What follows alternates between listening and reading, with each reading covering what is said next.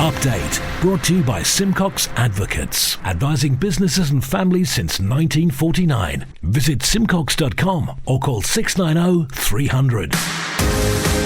Manx Radio's Update with Andy Wint.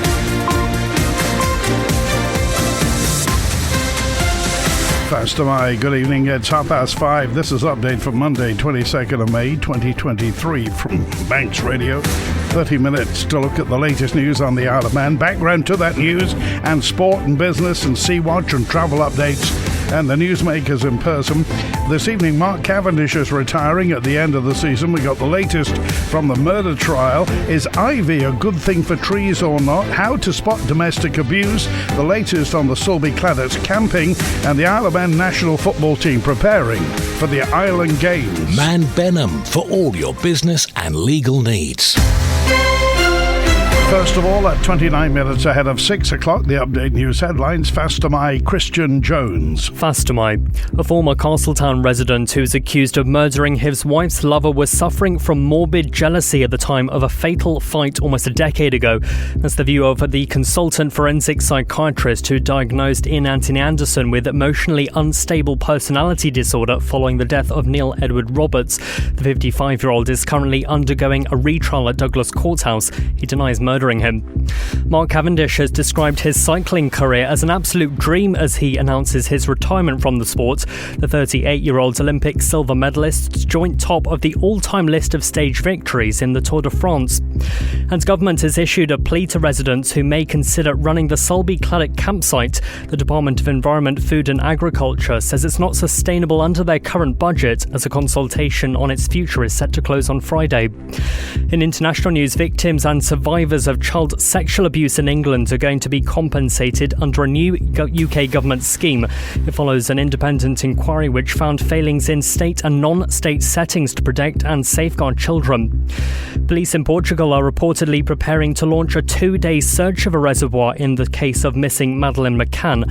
Officers are going to look at a dam around 30 miles away from where the toddler went missing in 2007. And Valencia have confirmed police identified a fan accused of making racist gestures towards Real Madrid's Vinicius Jr. The club's pledged to apply the maximum level of severity, including a lifetime stadium ban against those involved. Those are the Update News headlines. Next to 6. Man Benham. Contact us by phone, video call, email or face-to-face. We're happy to connect with you. Manx Radio Weather with Manx Glass and Glazing. Jeremiah, thank you, Christian, from the Ronaldsway Met Office. There was a strong wind warning earlier for the North Irish Sea. State of sea is moderate, becoming slight. Tonight, some late brightness and then remaining dry after dark. A lessening northwest breeze, low temperature 10 degrees Celsius. For Jamertz, Tuesday, dry with sunny intervals tomorrow, light northwesterly up to 16 degrees. A dry night, overnight minimum 9 into Jacrane. Wednesday will be dry and bright, top temperature again 16 Celsius. Tides on the way out, low waters at 14 minutes past 8 this evening. Sunset 26 minutes past 9, high tide 19 minutes past 2 a.m. Sunrise 3 minutes past 5 in the morning, low water at 14 minutes to 9. Manx Glass and Glazing can supply and install single, double and triple glazing. Call 674 573 or visit the showroom on the Snugborough Trading Estate. The Manx missile, 38-year-old Mark Cavendish has told the world, "I will retire at the end of this season," but it leaves open the opportunity to do what he's had his heart set on, to overtake the Belgian legend, who has also won 34 stages of the greatest cycle race of them all. Here's John Moss. Even if Cavendish fails to win one of the stages in this summer's Tour de France and overtake Eddie Merckx's record tally, his position as arguably the greatest sprint cyclist of all time is a given. From his first Tour stage wins in 2008, the classic Milan-San Remo the next year, then in 2011 the World Championship, he just kept on winning. The Manxman collected Tour stage after Tour stage win. But to do that, the sprinter had to survive mountain stages his sprinter's physique just wasn't built for. I reckon I trade off my wins to just not suffer on a day like that. Know them lads that not even be one of the guys that's winning. It's one of them ones that can sit in a decent group and chat away, like, you know, them ones. I'd trade off my wins. Me and Rencho always had that conversation, actually. By 2021, his challenge for the record number of stages seemed to have gone. Then this happened. Here goes Cavendish, lunging for the lane. Cavendish gets there. He punches the air. Win number 4. And now they'll have to say the name out loud because Mark Cavendish draws level with the great Eddie Merckx. To quote cycling author David Walsh, "Father Time we agreed gets everyone in the end. This guy, though, is different." There are 7 stages in this year's tour which are seen as sprinters' stages. For a man who's come through glandular fever and a frightening ordeal by burglars and who believes he can do it, who would bet against the missile? And there's the missile. He's locked onto his wheel now. This is going to be a formality. Win number 6 for Mark Cavendish. There's nobody can match the speed of this amazing kid. Amazing. A former Castletown resident who's accused of murdering his wife's lover was suffering from morbid jealousy at the time of that fatal fight almost a decade ago. That's the view of the consultant forensic psychiatrist who diagnosed Ian Anthony Anderson with emotionally unstable personality disorder following the death of Neil Edward Roberts. Manx Radio's Tessa Hawley reports on day 6 of Mr. Anderson's retrial. Mr. Roberts was found dead at Mr. Anderson's home on Queen Street in the early hours of the 1st of December 2013. Today, Dr. Ramneesh Puri told the court he'd completed a psychiatric assessment of Mr. Anderson whilst he was on remand at the Isle of Man prison in 2014. He reached his diagnosis after looking at the patterns of dysfunctional and abnormal behaviour displayed by Mr. Anderson, which the doctor said spread across various areas of his life. He explained how Mr. Anderson couldn't effectively regulate feelings and would act impulsively without consideration of consequences. He also had behavioural explosions and would often engage in quarrelsome behaviour, things that fulfilled the diagnostic criteria for emotionally unstable personality disorder. Dr. Puri also told the court it was clear that Mr. Anderson struggled with interpersonal relationships, adding that the relationship between himself, his wife and Mr. Roberts was very odd. In my opinion, the morbid jealousy only acted to exacerbate the dysfunctional personality traits that he had, the doctor told the jury. In cross-examination, Peter Wright QC questioned why verification of the information provided by Mr. Anderson was almost entirely absent. Questioned about whether the emotionally unstable personality disorder would have substantially impaired Mr. Anderson on the night of the fight, Dr. Puri said it would have been significant. In his opinion, he said, the disorder did stop him from forming rational judgment or exercising self-control. Ian Anderson denies murder. The trial continues. Update brought to you by Simcox Advocates. So, do we leave ivy alone or cut it down? Well, the Manx Wildlife Trust say leave it alone. Manx Wildlife Trust has hit out at misinformation, they say, being spread in the name of conservation. Andre Doubledam is the Trust's conservation officer. I see things like 100-year-old trees with 99-year-old ivy growing up them. And I frequently see ivy vigilantes have cut the ivy and killed this 99-year-old ivy. Now, a good proportion of the carbon in that tree would have been the ivy. They're huge. They're really important bits of carbon sequestration in themselves. But I know there's a lot of people who really hate ivy. And it's okay to hate ivy, just don't kill it. I really don't mind whether you like it or loathe it. But please don't kill it because it's so important for the environment. There are a few times when ivy should be removed. I should make it clear it's not always a good thing. So if you've got really old trees near houses and near important infrastructure, those trees need to have tree inspections. And if they're covered in ivy, that makes tree inspections and just basic safety inspections really difficult. So in that case, it's very legitimate to remove ivy. The other time that it's very legitimate to remove ivy is sometimes you get rare lichens and mosses growing on the trunks and in the canopy of trees.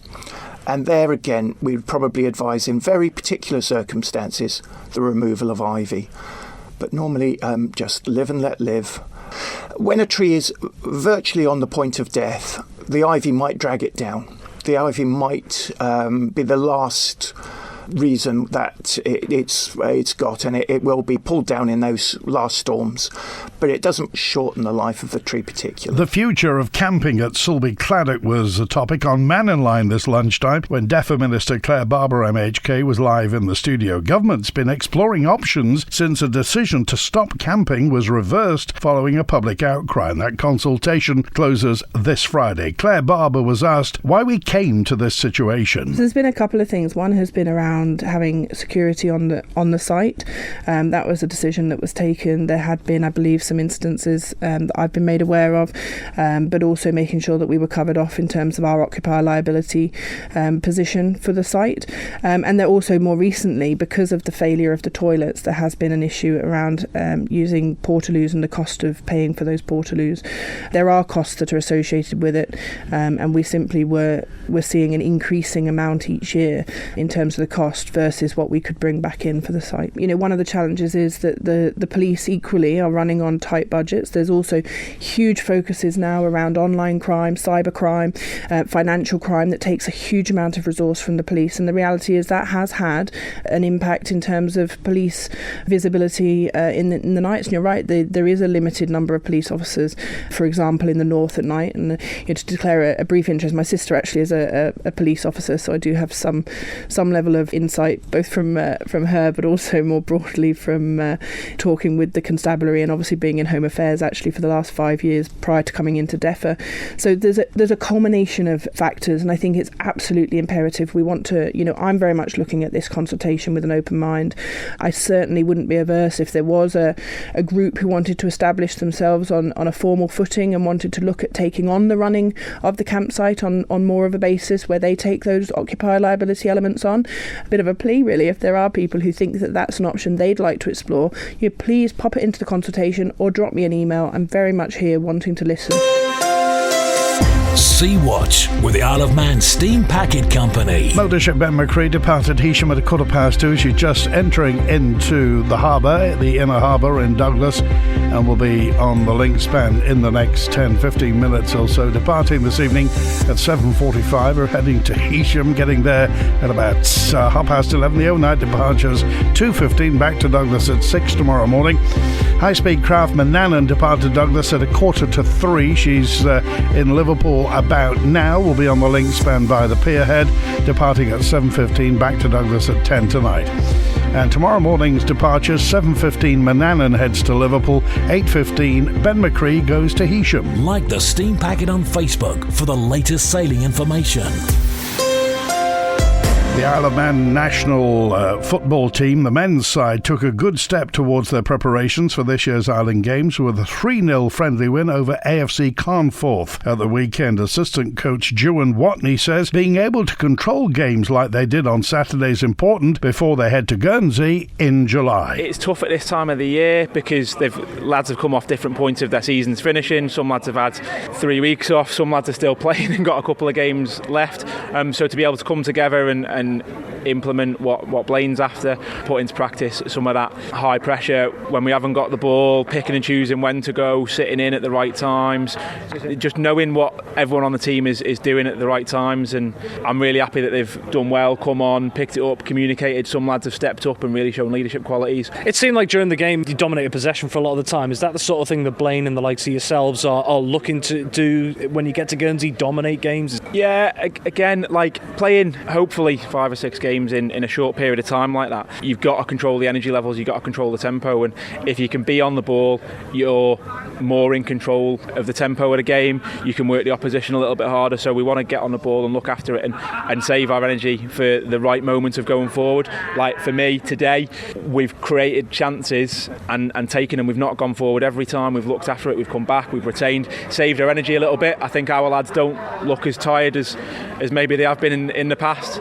and that comes from controlling possession, or if you haven't got the ball, being disciplined in your roles there as well. Between now and the Island Games, Blaine's talked about he wants a relatively intense schedule, everyone sort of training together regularly, so a result like that, how far does that go towards that? Yeah, it's really, really helpful. That helps the boys buy into what we're asking of them, and a little bit of belief. Manx Radio Business Briefing. It's 6:45 on Update. Shares in gold producer Polymetal tanked after the US placed its Russian operations on a sanction sanctions list in retaliation for Moscow's invasion of Ukraine, although the company stressed the measures didn't impact assets outside Russia. The new sanctions from the Biden administration hit Polymetal's Russian subsidiary, JSC Polymetal, which now is on the U.S. specially designated nationals and block persons lists. Shares in Polymetal fell 18% in London on the news. And for a full daily market report, go to RamseyCrookall.com. Facebook's owner Meta has been fined €1.2 billion for mishandling people's data when transferring between Europe and the United States. The fine was issued by Ireland's Data Protection Commission and is the largest fine imposed under the EU's GDPR privacy law. GDPR sets out rules companies must follow to transfer user data outside of the EU. Meta says it'll appeal the unjustified and unnecessary ruling. The crux of the decision is the use of standard contractual clauses, SCCs, to move European Union data to the United States. These legal contracts prepared by the European Commission contain safeguards to ensure personal data continues to be protected when transferred across Europe. Now, the decision doesn't affect Facebook in the UK or the Isle of Man, but the UK's Information Commissioner's Office has noted the decision and will review the details in due course. The Stock Market Report. Brought to you by Ramsey Crookall. UK and European stock markets were choppy, with investors keeping an eye on debt ceiling talks in the United States. The dollar rose and oil was steady as caution relating to the US debt ceiling talks dragged on optimism. Gold inched lower, and the numbers now from Ramsey Crookall at the close in London. The FTSE 100 was up almost 0.2% at 7,770. In Frankfurt, the DAX closed down 0.3% at 16,227. Currently, New York City, the Dow Jones Industrial a short time ago down 0.2% at 33,356. The tech stocks index, the Nasdaq, is up 0.5% at 12,718, and the S&P 500 in Chicago is up just over 0.1% at 4,197. In the exchange markets, the British pound sterling trading at $1 24.1 cents, €1 14.9 cents, and 23 South African rand 91.2 cents. In commodities, gold's down 0.3% at $1,971 per troy ounce, and a barrel of Brent crude broadly flat, well, up 0.1% if you want to be exact, $75.85. Now available on DAB. This is Manx Radio. You've got an investment plan? Yeah, Mike set it up. But don't you need loads of money to do that? Not this one. It's called Shearwater from Ramsey Crookall, and you pay in monthly as little as £100. So it's like saving regularly, really helping us invest in the future for a house, or the kids' education. £100 a month? I could easily do that. You should. The sooner you start, the better. Invest in your future with as little as £100 a month. Shearwater from Ramsey Crookall, the island's investment specialist for 75 years. Call 717171 or visit ramseycrookall.com. Licensed and regulated by the Isle of Man Financial Services Authority. This is the most listened to Isle of Man news source, and Manx Radio's Update is the Isle of Man's most downloaded news podcast. Festamai, good evening. It's 11 minutes before 6. There's growing concern surrounding domestic abuse on the Isle of Man. In the past 12 months, victim support's seen an increase of 300 new clients. Space for Action is an organisation aiming to help by educating businesses on how to spot signs of abuse. Directors of the organisation, Jessica Walsh and Tan Wedgwood. We sort of have a mission to educate so that victims know that they're not alone and there are people who understand and will help them. And equally, we raise awareness of this is a serious issue, and as a society we need to do something about it. This is not a women's issue, it's a social issue. There are male victims too. Children are affected very badly by it, and our whole community needs to say this is not okay, and we will stand up against it and we will do something about it. We are trying to set up a scheme across the island with small businesses that have a lot of face-to-face contact with their clients, so that they will understand the signs of domestic abuse, know how to recognise it. If they have concerns about a client, know how to ask safely and confidentially, and how to give them information or support any small business or community organisation that is interested in doing more to support victims in their community and in their client base, then please get in touch. And equally, we also have training for businesses, which is about supporting workers in your workplace, your employees, because again, with figures like 1 in 3, 1 in 5, every workplace on the island is going to have someone in there at some point who is experiencing abuse. And we'd love businesses to set up what we call a domestic abuse champion in the workplace. So there's just one person, a one-stop shop. So you've only got to disclose what's happening once to that person, and then they will talk to managers, HR, whoever else needs to know. You also run the island's only domestic abuse recovery program. It's called Own My Life. It's not a support group. It is more theoretical, explains domestic abuse, how it happens, how you get caught up in it, the effect it has on you. So they get given a manual that they follow, and we have some women who have said that it's like become like their Bible. And a couple of the women have actually used material from the book in order to argue their case in family court, because now they understand it and they can express it. Manx Radio Sport. Faster my Rhiann Evans. Faster my, good evening. Well, Cycling Club Isle of Man's first competitive outing of 2023 has been successful. They managed a 9th place team finish at this year's Rastighton in Ireland after the 5th and final stage on Sunday. The highest finisher for the last stage was Jamie Fletcher, who managed a respectable 19th place, just over 2.5 minutes behind the race winner. And Cycling Club Isle of Man rider Corinne Leeming finished in 23rd in the under-23 rider overall standings. Elsewhere, a Manx triathlete Will Draper managed an impressive 5th place finish during the Challenge St Pölten event in Austria. It'll be a good confidence boost for him going into the Island Games this year, where he will be competing in the cycling road race. In athletics, and Team Isle of Man travelled to Ellesmere Port on Saturday to contest the first of 4 fixtures during the season in the Western Premier Division of the Northern Track and Field League. The team was much depleted this time round, with many of the younger athletes having exams and some older ones in action on the island. They finished last of the 6 teams involved, but only by a very narrow margin. Elsewhere, Sarah Aston and Rachel Franklin both performed extremely well over 10k at the weekend, Sarah on track in London and Rachel on the road in Manchester. In football, Colby have completed a Masters League and Cup double in Manx football after beating Onken 2-1 in the Masters FA Cup final on Sunday. And in hockey, the Isle of Man men's hockey team have finished 4th in their first campaign in the top division of the England Hockey County Championships. And finally, Manx Jiu-Jitsu competitor and Gracie Barra coach Mark Franklin has been crowned British GI champion while taking part in the British Open this weekend. Manx Radio Travel, driven by Quayside Tyres and Service Centre. Next inbound at Ronaldsway, the 7:20 EasyJet from Liverpool on time, then the 10:08 Loganair from London City, that's showing on time. It's the 5:08 returning patient transfer Loganair on time, and then it's the 25:09 EasyJet inbound from London Gatwick. Out tonight, the 6 o'clock patient transfer Loganair to Liverpool, showing on time. Then it's the 10:08 EasyJet to Liverpool. Then it's the 9:05 EasyJet back to London Gatwick. On the road, Groudle Road's closed between Church Road and Fairway Close for gaswork in Oncombe. Also in Groudle, temporary lights on King Edward Road between Groudle and the Liverpool Arms for drainage work. In Peel, temporary closures continue just for the last week around East Quay for that road surface and pavement work. In Port Erin, delays likely. There's a 4-way traffic signals at the Ballafesson Road. There's putting in a new pedestrian crossing. Watch out in Laxey near the football club on Glen Road. Temporary lights there, and lights too in Sulby on the straight for resurfacing prior to TT, and the Ballymena Road in Jerby's got phase closures for water main replacement. Quayside Tyres and Service Centre. Spread your payments interest-free. Get more with Quayside.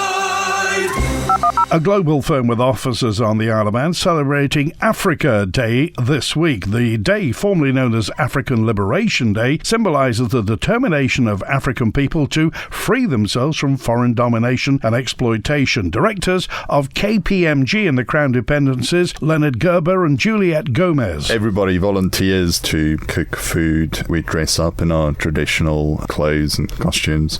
The primary sort of attraction of this event is everybody showcases showcasing their culinary skills. There's a sense of pride from every African within the office will tell you that their country is the prettiest and the best.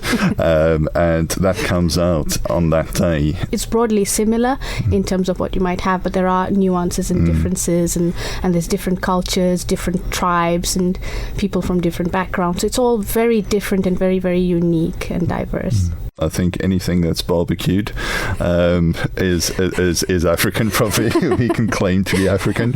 A lot of rice dishes, different rice dishes. So a lot of maize meal is sort of the staple. So they make it's like a thick porridge, but it's a bit thicker. So that's the staple that you'll have as your starch. And then you'll have your stews and sort of your vegetable and local fish. And people from Kenya, Uganda, South Africa, Zambia, Zimbabwe as well. So I think it's important for the firm to kind of understand our different cultures, and one of the sort of values that underpins KPMG is diversity, and so I think part of that is sort of embracing and respecting a variety of unique experiences that people have, our cultures, identities, and sort of different perspectives that everybody collectively brings to KPMG.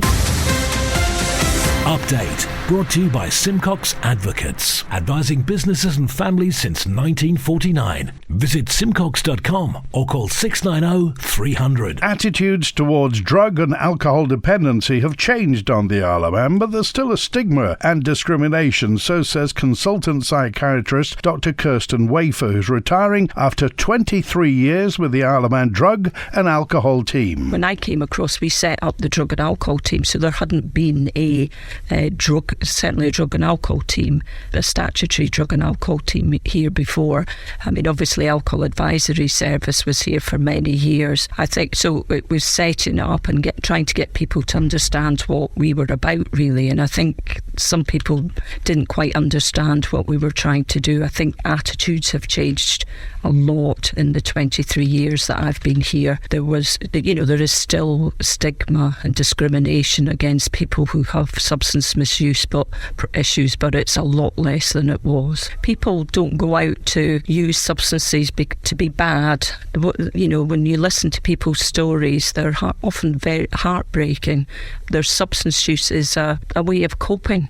It's all about trauma, underlying mental health, physical health issues.